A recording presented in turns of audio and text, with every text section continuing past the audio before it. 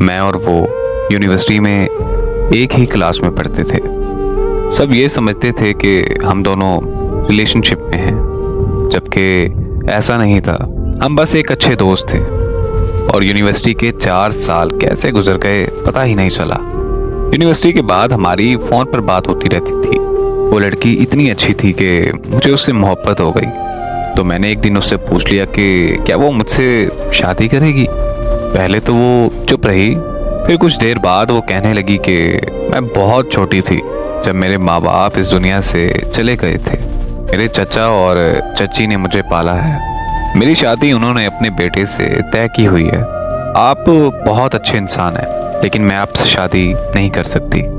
आपकी किस्मत में मुझसे अच्छी लड़की होगी। और मैं उसकी मजबूरी से समझ चुका था कि इसी वजह से मैंने उससे इस टॉपिक पे दोबारा बात नहीं की। फिर कुछ ही अरसे के बाद उसकी शादी हो गई। शादी के बाद उसने मुझसे कभी राब्ता नहीं किया। कुछ महीनों बाद मैं भी उसे भूल गया और एमएस करने के लिए अमेरिका चला गया। और फिर जब मैं 2 साल के बाद पाकिस्तान वापस आया तो यूनिवर्सिटी के कुछ पुराने दोस्त मुझसे मिलने आए। उन्होंने मुझसे महविश का जिक्र किया तो मुझे उससे मिलने की चाहत होने लगी। मैं महविश के चचा के घर चला गया जहां वो रहा करती थी।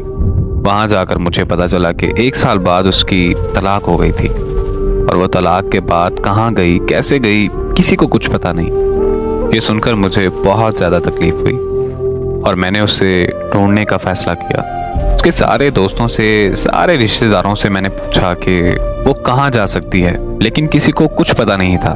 ढूंढते ढूंढते 6 महीने गुजर गए, लेकिन उसका कोई सुराग नहीं मिला। एक दिन मैं दोपहर को सो रहा था और मैंने ख्वाब देखा कि दाता दरबार की सीढ़ियों में बैठी रो रही है।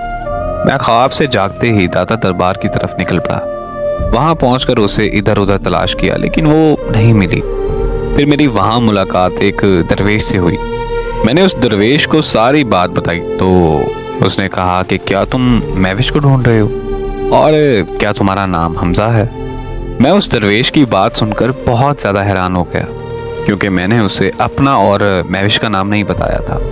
उस दरवेश ने बताया कि महविश यहाँ रोज़ आती थी और घंटों दरबार की सीढ़ियों में बैठी रोती रहती थी। एक दिन मैंने उससे पूछा कि क्या इस दुनिया में तुम्हारा कोई अपना नहीं है, तो उसकी ज़बान पर पहला लफ्ज़, पहला नाम हमजा था। मैं उस दरवेश की बात सुनकर बहुत ज़्यादा रोने लगा। फिर मैंने उस दरवेश से पूछा कि बाबा जी क्या आपको उसका पता है। तो बाबा जी ने कहा कि हाँ मुझे पता है, चलो तुम्हें ले चलो। बाबा जी मुझे एक कब्रिस्तान, एक कब्र पर ले गए और उस कब्र पर महविश का नाम देखकर मेरी रूह कांप गई। महविश का ऐसे दुनिया से चले जाना मेरी दुनिया का सबसे बड़ा रोग है। मेरी दुआ है कि अल्लाह पाक महविश को करवट करवट जन्नत नसीब करे। आमीन।